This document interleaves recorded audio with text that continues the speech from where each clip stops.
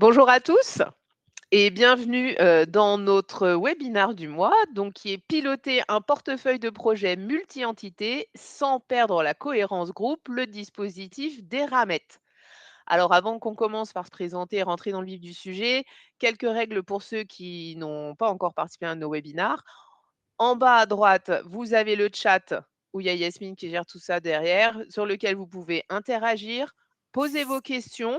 Voilà, donc on a la chance d'avoir Amine et Claudia qui sont là avec nous pour un super retour d'expérience. Si vous avez des questions, c'est le moment de les poser. Vous les posez dans le chat. Je les lirai et je poserai les questions à Amine, Claudia, soit en direct live, soit à la fin de la session. Au niveau des autres éléments, donc vos micros sont tous coupés et vous recevrez automatiquement le replay du webinar à la fin du webinar. Donc, pas d'inquiétude sur ce sujet-là. Je vous propose de commencer. Alors, on va d'abord se présenter. Donc, moi, je m'appelle Isabelle Malbranc. Je m'occupe de la communication et du marketing chez l'éditeur de logiciels Triskel Software France, dont je vous dirai quelques mots après. Et puis, place à toi, Claudia. Je vais te laisser te présenter. C'est toi la star du webinar aujourd'hui. Oui, donc moi c'est Claudia Scusano, je suis PMO et responsable du CI Office à la DSI du groupe Eramet. Très bien. Amine, quelques Bon- mots. Bonjour à tous, donc Amine Idrissou, donc je suis manager au sein du cabinet Isis et je porte une practice autour de la mise en place de dispositifs de pilotage. Très bien. Merci pour cette présentation rapide. Alors, pour commencer, pour ceux qui ne connaissent pas Triskel, je vais vous dire quelques mots sur qui nous sommes.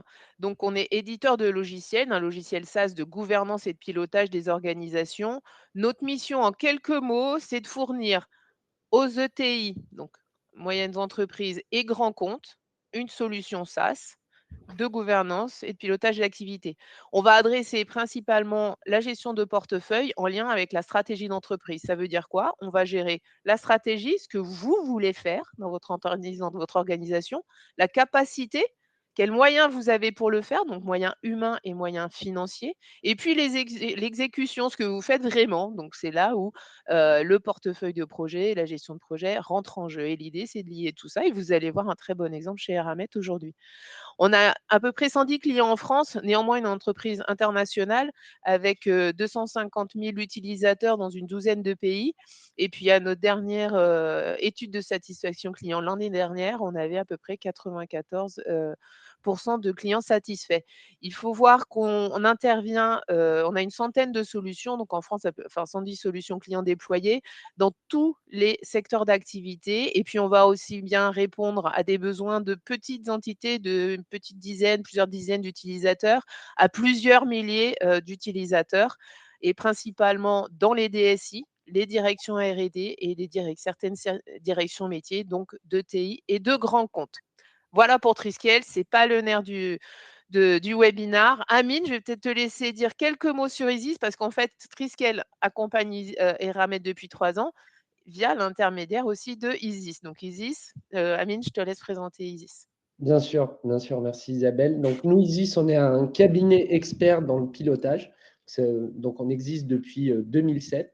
On a construit le cabinet autour de deux grandes practices qui sont le pilotage et l'architecture d'entreprise, et ainsi qu'une dimension autour de l'accompagnement à la transformation des écosystèmes de santé.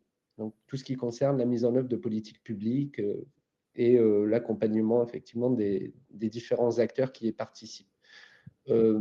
Isis, nous, on porte une conviction, c'est d'être une courroie de transmission au sein des organisations. Quand on dit ça, concrètement, c'est autour de trois grands prismes. C'est d'accompagner la stratégie pour aligner effectivement les besoins métiers et le SI. C'est le pilotage au sens large en concevant des dispositifs qui vont des dispositifs outillés, donc des solutions comme Triskel, aux dispositifs plus humains, donc la mise en place d'approches IPMO, l'accompagnement autour de la gouvernance, des process, et l'exécution, donc un volet plus opérationnel avec la mise en œuvre, on va dire, de prestations, type avec des facilitateurs, des chefs de projet, voilà, qui vous permettent de sécuriser, on va dire, l'exécution terrain. Voilà, aujourd'hui, on a plus de 150 clients grands comptes qui ont décidé de ne plus subir, entre guillemets, le changement, mais d'agir. Et donc, voilà, Isis est là pour les accompagner. Très bien, merci Amine. Alors maintenant, Claudia, je vais te laisser présenter Eramet parce que dans le cadre de la thématique du webinaire, c'est important de comprendre tout le contexte de ton entreprise. Oui, merci Isabelle. Donc oui, donc Eramet est un groupe minier et métallurgique mondial dont la production des métaux et des minéraux essentiels au développement économique et à la transition énergétique. Donc nous produisons les métaux dont le monde a besoin, du manganèse, du nickel, des sables minéralisés et du lithium. Et nous avons une présence industrielle mondiale dans les 5 continents avec des mines à longue durée de vie à haute teneur situées dans des zones géologiques majeures au Gabon, au Sénégal, en Indonésie, en Nouvelle-Calédonie et en Argentine. Et puis, les groupes possèdent également des usines de transformation des alliages de manganèse en Norvège, aux États-Unis et en France. Très bien. Alors, on voit 3,4 milliards de chiffre d'affaires, 10 000 collaborateurs, une implantation internationale réelle, hein. Ça implique quoi comme enjeu pour la DSI aujourd'hui? Enfin, plutôt il y a 4 ans, on va dire, il y a 3-4 ans. Quels étaient Oui. les enjeux auprès de la DSI? Oui, donc comme vous l'avez pu constater, donc nous avons un contexte groupe assez complexe parce que nous avons de nombreux sites industriels dans le monde, chacun avec ses propres spécificités opérationnelles, ses contraintes et ses règles de fonctionnement. D'autre part, donc nous avons toujours une multiplication des projets IT et des demandes liées principalement à la croissance du digital. Donc, de plus en plus des besoins métiers en digitalisation et automatisation des opérations et des processus. Et puis, à l'époque, nous avons une stratégie groupe pour intégrer les filiales dans une vision groupe commune. Donc, ça a donné lieu à une nouvelle ambition côté DSI, qu'on a appelée One Information System, qui s'est appuyée sur la création d'une équipe globale et une gouvernance renforcée, d'où la nécessité d'un pilotage global du portefeuille et la mise en place d'un dispositif global de gestion du portefeuille. Très bien, bah, c'est ce que tu vas nous expliquer tout à l'heure, enfin tout de suite même, comment vous l'avez fait. Alors, simplement l'agenda, donc les défis liés à la nouvelle ambition One Information System, on va voir ça tout de suite. Le dispositif de pilotage que vous avez mis en œuvre. On va faire un petit focus sur l'arbitrage des projets. Et puis après, c'est vrai que c'est intéressant de voir comment vous avez trouvé l'équilibre entre le central, et le local. On parlera un petit peu aussi d'outillage et puis on finira bien évidemment, par les leçons apprises, ce qui a été bien, ce qu'il faut éviter et cetera et un temps d'échange. Encore une fois, si vous avez des questions, n'hésitez pas à les poser au fil de l'eau. Donc Claudia, tu nous as expliqué 16 sites internationaux, des activités dans 16 pays différentes, une nouvelle ambition SI qui est la déclinaison du plan stratégique groupe au niveau de la DSI. Donc, avant la mise en place de tout ce nouveau système de pilotage, est-ce que tu peux nous expliquer les difficultés que vous avez rencontrées en fait à ton arrivée finalement comme PMO chez Aramet il y a à peu près 4 ans? Oui, donc effectivement, à mon arrivée à la DSI, en tant que PMO, il y a plus de 4 ans, j'ai rencontré quelques difficultés. Donc en premier, nous n'avions pas de vision globale des projets IT à l'échelle du groupe, ni stratégique ni opérationnel. Donc il était très difficile de savoir clairement quel projet était en cours. Et puis, comme on n'avait pas aucun process structuré de gestion de la demande, les initiatives, elles arrivaient directement en exécution, sans évaluation, sans qualification et sans priorisation. Donc aucun alignement stratégique, quoi. Exactement. Mmh. Après, les données n'étaient pas structurées, bien évidemment, parce que le pilotage du portefeuille s'est fait encore manuellement dans Excel pour environ 400 projets en moyenne. Donc, les process étaient très lourds et très chronophage et représentait une perte de productivité très importante pour les PME. Et après, donc, au niveau opérationnel, chaque équipe utilisait ses propres outils, des différents outils du Excel, du Microsoft Project, un outil interne développé maison par une filiale. Et puis, on avait aussi du C-Format qui était finalement exploité par une seule filiale. D'accord. Et en dernier, donc, comme je viens d'expliquer, donc, nous évoluons dans un environnement multisite, multi-pays, multiculture, donc avec des niveaux de maturité variables dans les filiales, mais aussi en centrale, et donc avec des modèles organisationnels différents, parce que les DSI locales ne sont pas organisées de la même manière que la DSI centrale, et ils n'ont pas non plus de paiements locaux. D'accord. C'était déjà à l'époque et encore aujourd'hui, vous n'avez toujours pas les mêmes orgas et ça, c'est quelque chose que vous devez gérer encore aujourd'hui? Oui. D'accord. Juste pour situer, pour nos auditeurs, au niveau de la DSI globale, il y a combien de personnes à peu près? Au global, on est à peu près 200 collaborateurs DSI. D'accord, donc répartis dans la France, au siège et dans le monde entier. OK, alors pour l'anecdote, moi je me souviens la première fois qu'on a échangé, bah, il y a 4 ans, je t'avais demandé, combien de temps je t'avais posé la même question, puis tu m'avais répondu que tu mettais des mois à consolider, l'ensemble des projets IT du groupe. Alors la question c'est aujourd'hui, tu mets combien de temps? 1 minute. Voilà, parfait. Donc en tout cas, le premier problème a clairement été résolu et le deuxième aussi par la même occasion. Alors, je vous propose de rentrer en fait dans, voilà, le dispositif, que vous avez mis en œuvre, en fait, il repose sur quoi? Oui, donc non, la démarche repose sur 3 piliers fondamentaux. Donc, en premier, donc, tout d'abord, on a défini un cadre de gouvernance clair basé sur un processus unique et un langage partagé entre toutes les parties prenantes. Donc, c'était vraiment essentiel que ces processus soient partagés, compris et adoptés avant de parler d'outillage. Mmh. Ensuite, donc, ces processus et ces cadres de gouvernance, il est animé par des instances de gouvernance. Donc, nous avons mis en place des rituels de gouvernance qui facilitent la prise de décision aux 2 niveaux. Donc, au niveau opérationnel, nous avons un comité hebdomadaire qui est dédié au passage des jalons projets. Et Mmh. au niveau stratégique, nous avons un comité d'arbitrage trimestriel pour prioriser les initiatives avant qu'elles se transforment en projet. Mmh. Et donc, tout ça, l'ensemble est désormais, depuis 4 ans, plus de 4 ans, Mmh. est supporté par Triskel, qui devient du coup la source des vérités uniques pour tous.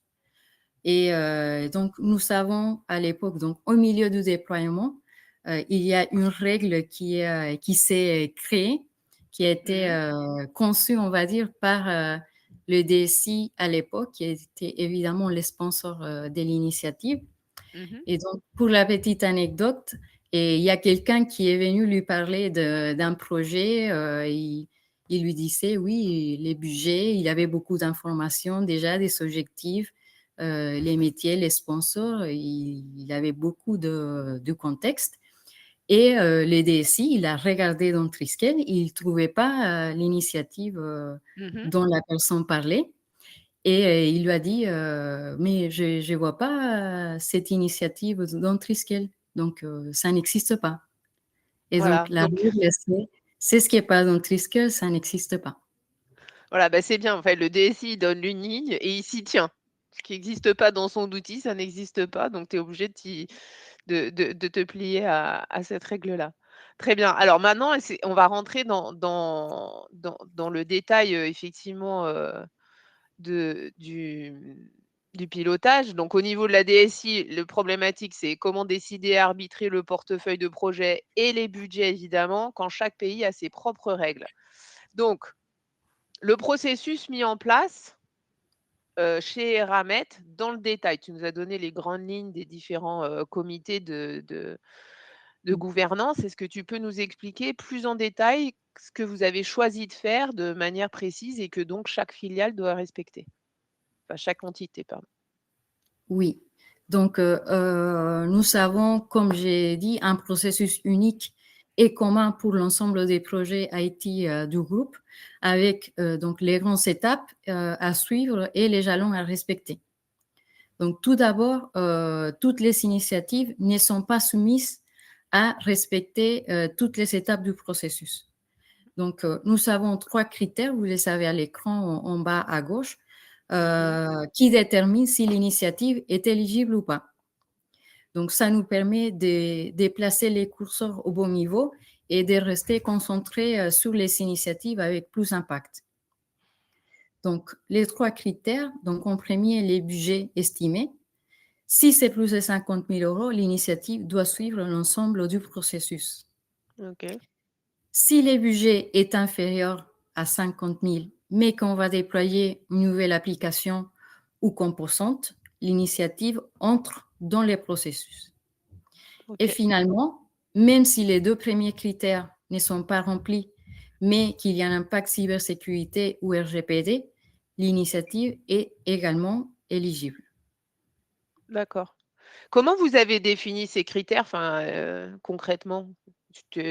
Comment toi, tu as choisi ces critères ou qui a Donc, choisi ces critères? Vous avez fait comment? en vrai, ça a évolué dans les temps Ouais. parce qu'à mon arrivée, donc, il y avait déjà un bout du processus dans la partie gestion de projet Mmh. et les critères, il y avait un seul critère, c'était les budgets. D'accord. Mais après, on s'est rendu compte qu'il y avait des initiatives à moins de 50 000 €, Mmh. mais qui étaient dédiées ou qui avaient pour objectif de déployer de nouvelles applications ou des nouveaux composantes. Et là, on s'est dit: «Ah, il y a quelque chose qui ne marche pas» et Oui. donc on a adapté les critères pour, bien prendre en compte, toutes les initiatives, qui ont un impact majeur. Ouais, parce que finalement, si chacun continue à déployer sa propre appli alors qu'il en existe, une similaire dans le reste du groupe, ça perd tout l'intérêt du process commun, on est d'accord? C'est bien ça, hein, l'enjeu? Exactement. Oui. D'accord. OK. Merci pour cette précision. Je te laisse, continuer. Oui, donc après, vous voyez la gestion du portefeuille, elle se décompose en 2 sous-processus. Donc à gauche, on a la gestion de la demande, à droite, on a la gestion projet. Donc la gestion de la demande, c'est la partie la plus intéressante parce que les restes, on va dire que c'est assez classique. Mmh. Donc elle nous permet de Ah, faire le pilotage stratégique du portefeuille parce qu'on est en mesure, de traiter les opportunités avant qu'elles se transforment en projet. Ça veut dire qu'on identifie toutes les opportunités dans les portefeuilles dès qu'on a l'information sur une nouvelle demande, afin d'avoir donc une vue d'ensemble, la visibilité complète sur toutes les initiatives et prioriser les investissements qui sont alignés avec les stratégies du groupe. Donc les c'était la opportunités question de Claudie, oui. Non, avec je un disais, tu es en train de investissement, répondre à la question de Claudie, ouais. Mmh. Pardon, OK, excuse-moi, je t'ai donc il y coupé. a Reprends, oui, il Claudia, pardon, posait excuse-moi. question. En fait, il y OK, a Claudie qui demandait OK, effectivement les donc je critères disais donc les d'éligibilité, tiennent-ils opportunités. compte de la stratégie? Donc c'est ce que tu es en train d'expliquer, ouais. OK. Donc, pour la partie arbitrage, donc toutes les opportunités qui ont un investissement majeur, pour nous, ça veut dire à partir de 200 000 €, c'est une initiative majeure. Et donc, ça passe obligatoirement par une phase d'arbitrage. Donc, après, vous voyez, on a trois grandes étapes qui est structurée. Alors Et donc, les passages des jalons est validé par notre instance de gouvernance qui s'appelle les comités d'alignement stratégique ou COSTRAT. Et puis, donc, les COSTRAT, ils s'en chargent de évaluer et donner les go pour passer à la phase suivante. Et donc, ces comités, il est composé des managers de la DSI centrale, des DSI locales et puis les DSI du groupe. Et D'accord. Il y voilà a pour le processus. D'accord. Valérie avait une question qui revient au départ, sur les critères d'éligibilité, des idées, qui était: «Comment vérifiez-vous les impacts cyber et RGPD sur les nouvelles initiatives?»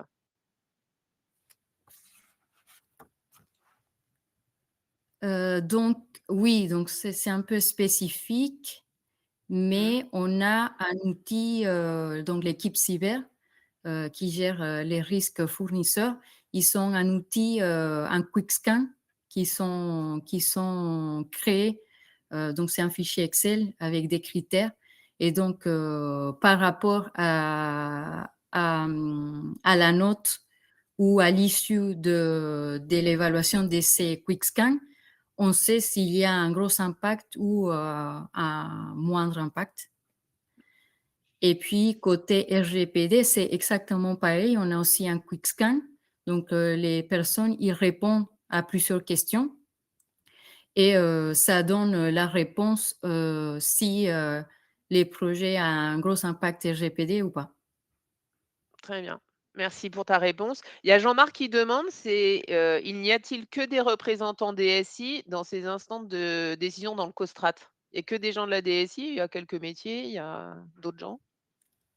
On va dire que les gens qui se positionnent sur les sujets, c'est côté DSI.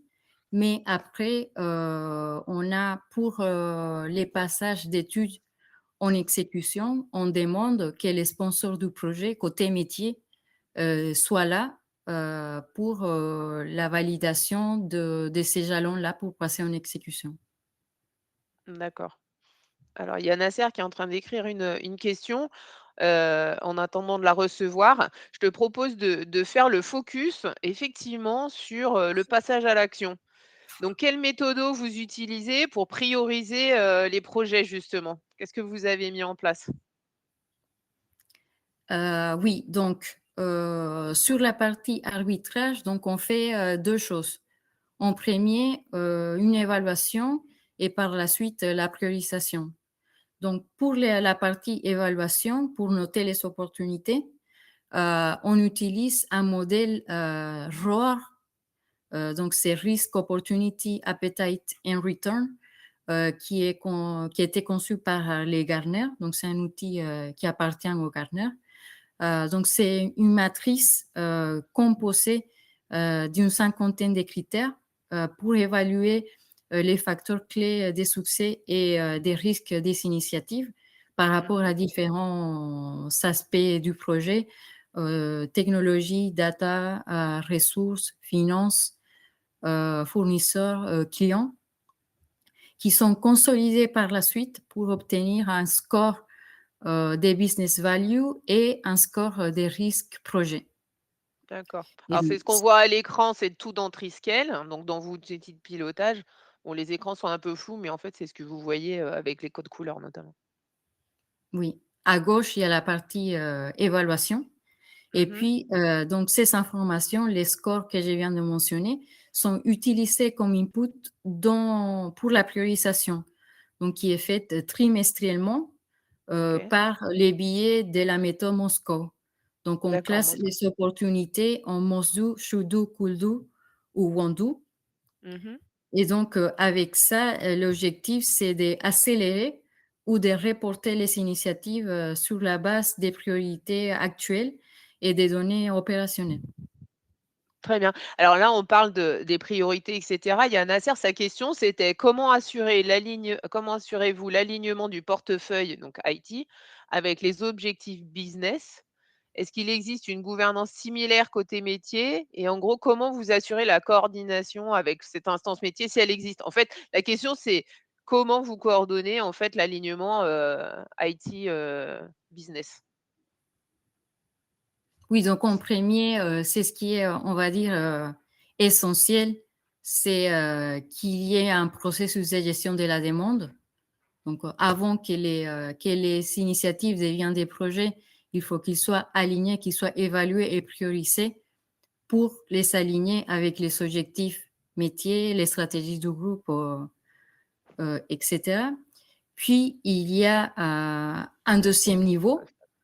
Donc, on va dire, après que les opportunités sont dans les portefeuilles, il y a les comités de priorisation. Donc, ces comités, il est composé par quelques membres du COMEX.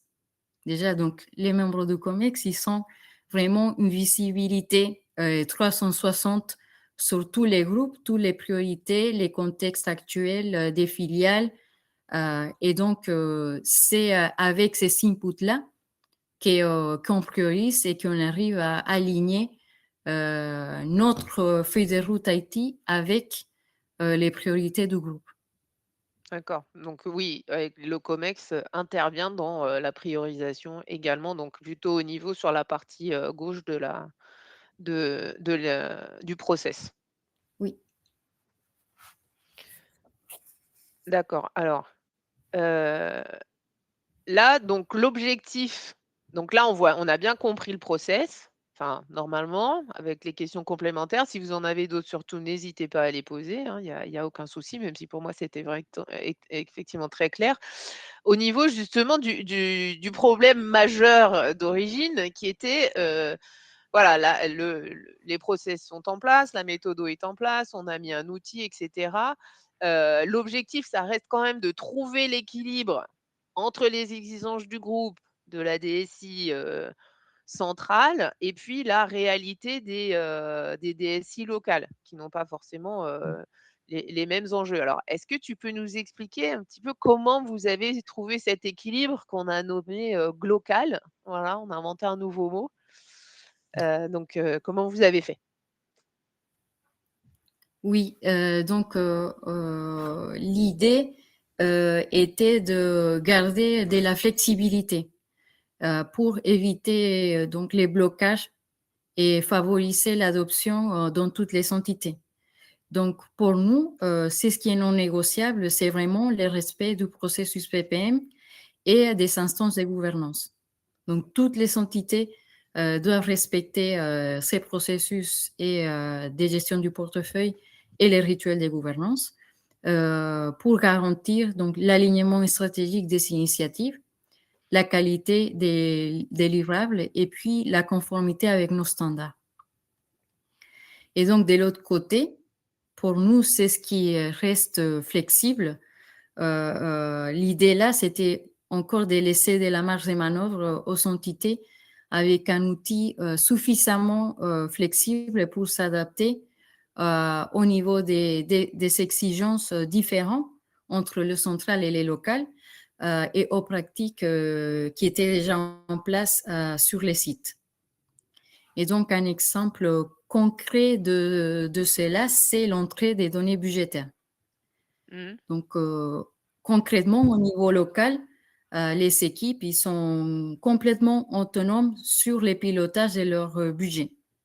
Donc, elles n'ont pas besoin d'un niveau des détails très fins, de rentrer les données avec un niveau de détails très fin parce que ils sont autonomes et on n'a pas besoin de rentrer dans les détails.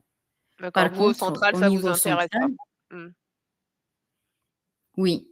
Et donc, c'est en centrale où ça nous intéresse. Donc, les projets qui sont portés, où le budget est porté au niveau central, là, on demande vraiment que les budgets soient rentrés par type de dépenses, ventilés par trimestre, parce qu'on doit garantir donc, une vision exhaustive, exploitable pour les pilotages groupe. Et donc, cet équilibre, il a permis d'avoir un cadre solide tout en laissant la flexibilité pour que chaque entité puisse s'approprier l'outil et les pratiques. D'accord. Au niveau quelques questions pratico-pratiques. Par exemple, l'outil que vous utilisez, il est en quelle langue? Il est rempli en quelle langue? Vous imposez une monnaie? Parce que nous, ça dépend vraiment des déploiements, chez les clients internationaux, c'est toujours un peu différent. Amine, tu pourras témoigner sur le sujet, hein. Donc chez vous, Claudia, comment vous avez, choisi de gérer ça? Au niveau très pratique, hein. Oui, donc l'outil et l'interface, elle est disponible en français et en anglais. Mmh. Donc, dans les groupes, normalement, c'est l'anglais et la langue, on va dire, d'échange entre des gens des différents pays qui parlent pas la même langue. On D'accord. échange en anglais. Et puis, pour rentrer les données, on n'a pas imposé une règle spécifique dont chacun rentre les données dans la langue souhaitée. On n'a D'accord. pas dit il faut que ça soit de l'anglais ou non. On a ça, Vous avez laissé cette c'est à leur liberté-là. choix. Oui. Et puis, côté, tu as mentionné, oui, la rentrée des données budgétaires. Là, on a fait les choix de rentrer les données en KEURO, D'accord. vraiment pour faciliter la remontée des données budgétaires. Mais c'est, on va dire que ça reste classique dans les groupes parce Mmh. que financièrement, les filiales, ils remontent leurs chiffres en euros. D'accord. Donc, OK, c'est, ça change rien ça. Mmh. ça change rien. Ouais. Dans la même ligne, il y a Jean-Marc qui demande s'il y a un modèle de coût commun pour le budget d'un projet ou si chacun gère son budget, enfin, est-ce qu'il y a un modèle commun pour le budget d'un projet? Ah, il y a un modèle, je dirais pas modèle, mais on a défini des catégories de dépenses ou des types de dépenses. Donc, nous avons 3 types de dépenses. Soit c'est une prestation, un service, soit c'est du pointage interne ou pointage des heures, que ce soit des internes ou des prestataires externes, OK, et puis des achats. Donc, d'accord, les budgets sont normalement ventilés sur ces 3 catégories de dépenses. d'accord. Alors, il y a Simon qui a une question que je n'ai pas lue, je vais la lire en live. Ce minimum attendu pour les données d'entrée, exemple que vous avez donné sur le budget, est-il appliqué aux autres briques fonctionnelles? Allocation des ressources, jalons clés. On aurait donc un niveau de données d'entrée qui se situe à celui du niveau du besoin portefeuille PMO pour le pilotage.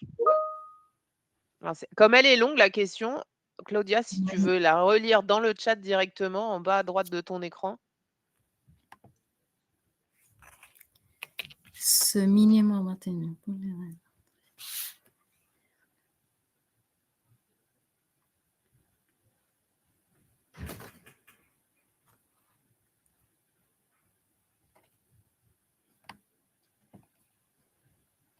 oui, je pense que la réponse est oui. Donc, pour les entités, pour l'entrée des données des entités, les données dont on a besoin pour le pilotage du portefeuille, c'est ça, c'est l'exigence, c'est ça, un minima, c'est rentrer les données dont on a besoin pour les pilotages macro du portefeuille. C'est exactement ça. Mmh. On va voir plus tard, aussi un point d'attention, sur ça. Alors, heu, Amine, est-ce que tu peux nous expliquer, nous raconter un peu l'histoire de, l'accompagnement d'Isis sur ce projet? Parce que, Claudia, PMO CIO Office, le DSI ont beaucoup travaillé, mais voilà, Isis était une partie prenante de la réussite de ce projet. Est-ce que tu peux nous en dire plus? Oui, tout à Mais fait, en tout grand. à fait. Effectivement, nous, quand nous sommes arrivés sur ce projet qui était déjà effectivement lancé, il y avait effectivement le cadre de gouvernance qui était posé. Il y avait des process qui étaient en partie, on va dire, définis, pas dans le même niveau de granularité ou niveau de maturité, certes. Et notre objectif, c'était de retranscrire un peu, on va dire, ces notes en musique pour que ça soit utilisable demain et que ça soit vertueux pour le pilotage au sein d'Eramet.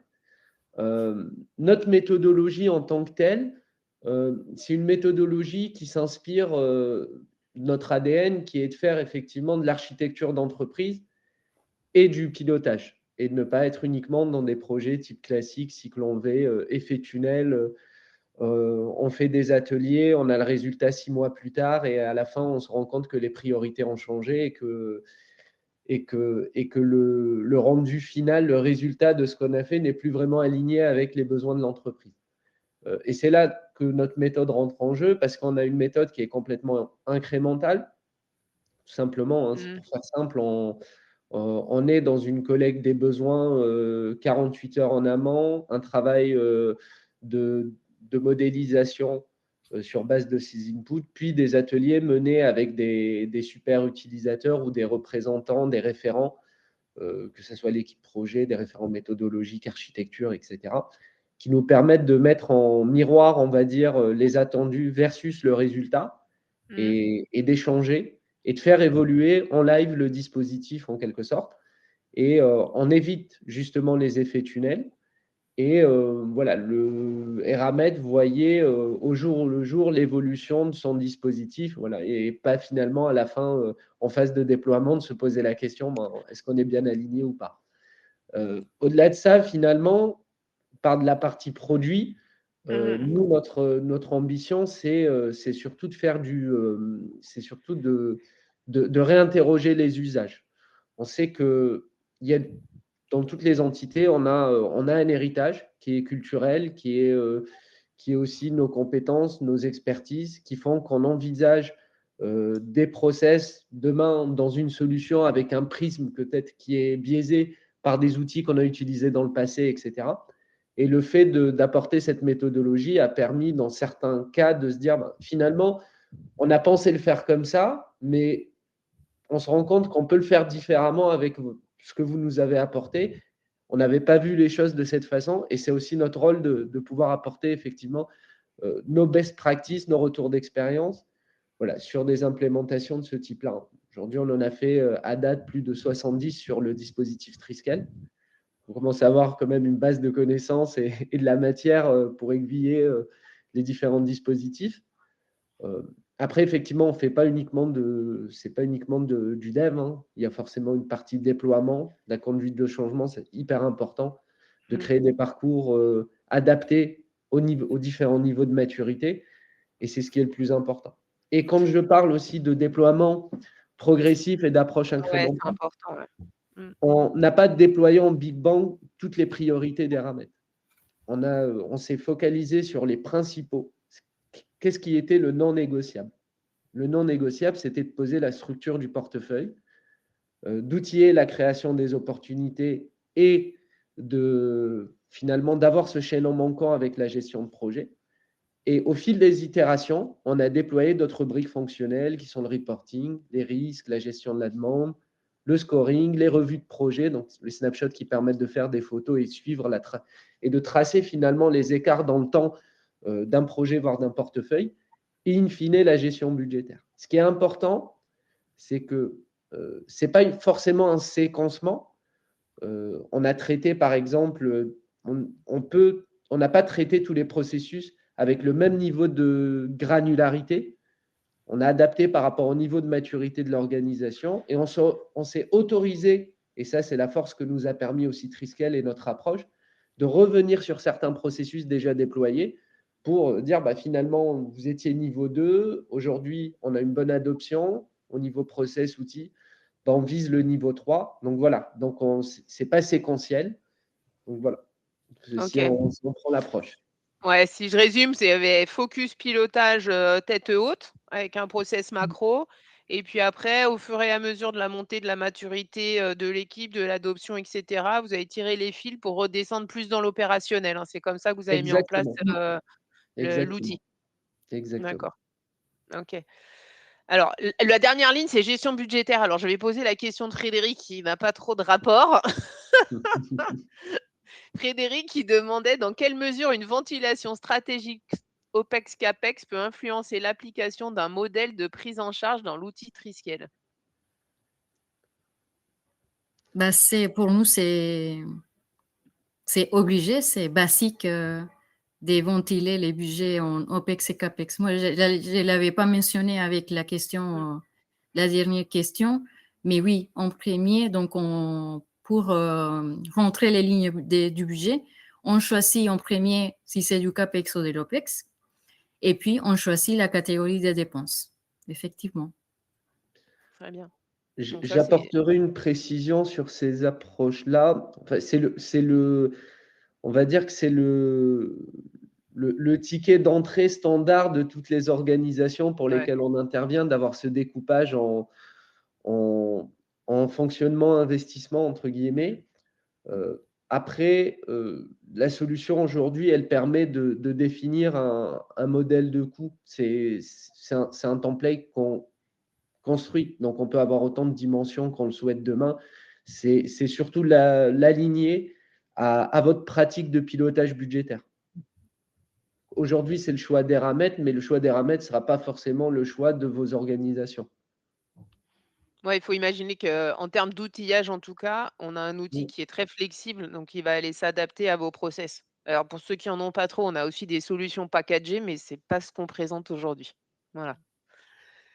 Alors, on va bientôt arriver au terme du webinaire. Donc là, on va aller dans la réalité terrain, les vrais, ce qui se passe bien, ce qu'il faut faire, ce qu'il faut éviter, et cetera. Donc là, je vais vous laisser la parole à tous les 2 parce que c'est vous qui avez vécu ce projet.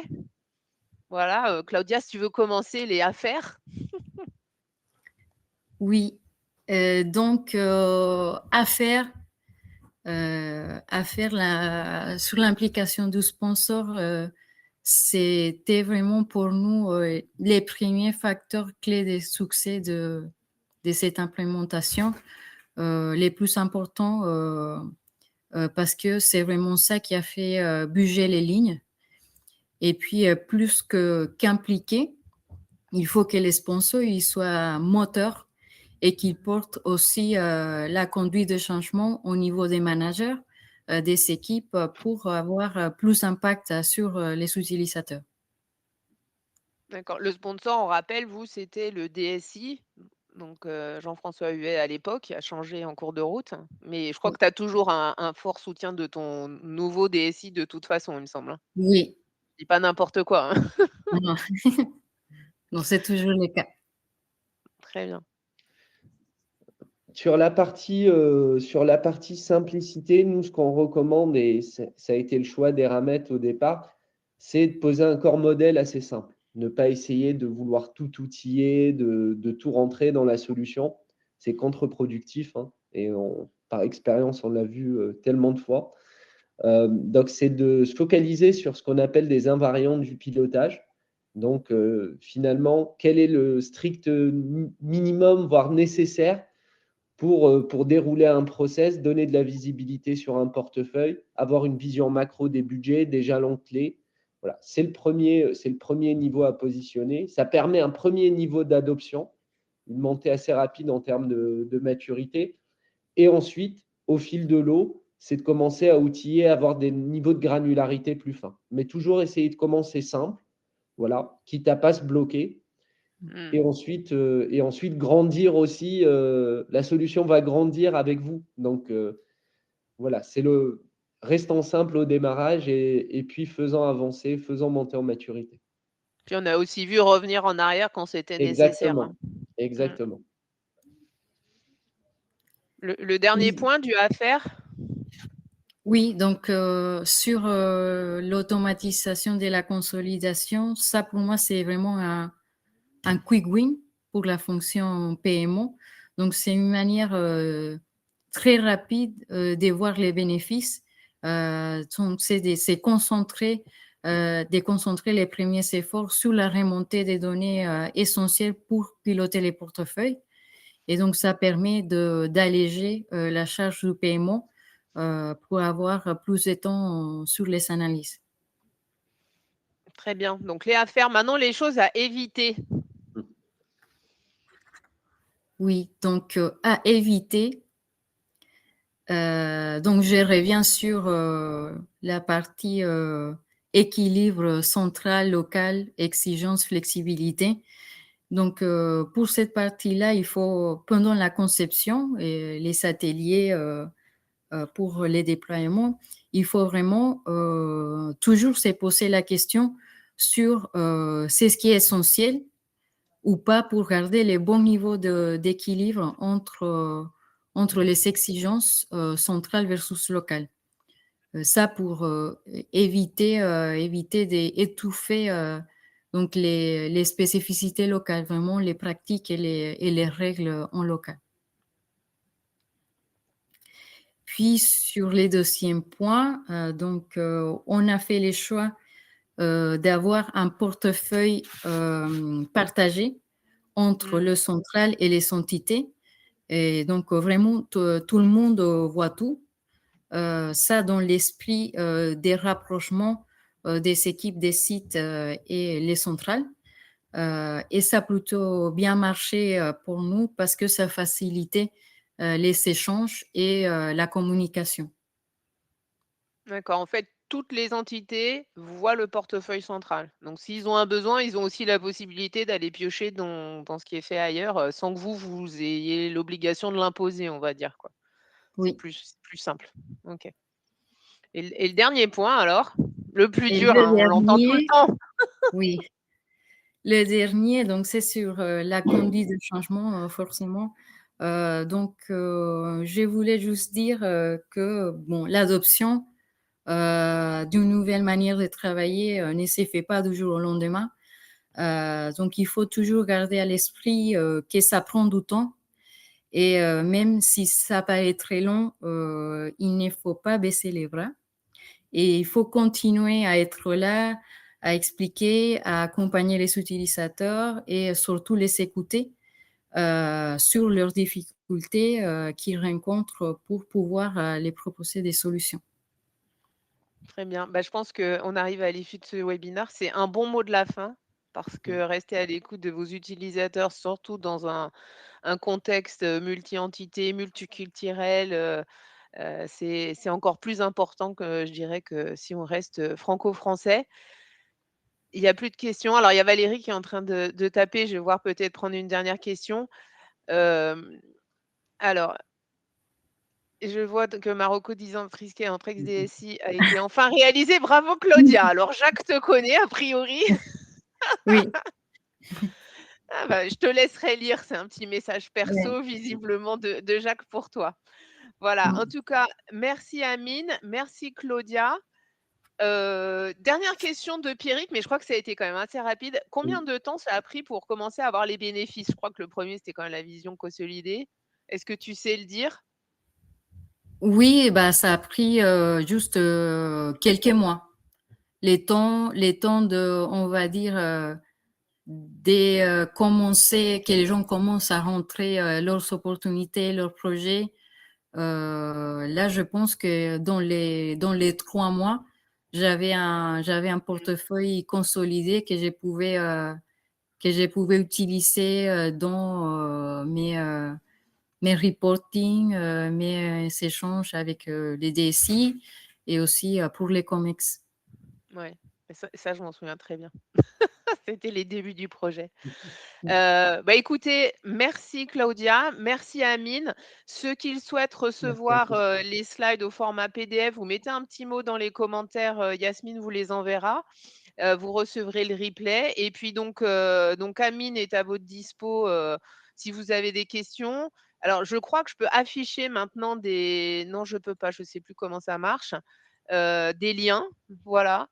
Heu et si vous voulez prendre des rendez-vous avec, je vais le faire différemment dans les notifs, des rendez-vous, vous voyez en bas à droite un rendez-vous avec Isis ou si vous voulez, heu, prendre un rendez-vous avec Triskel, utilisez les petits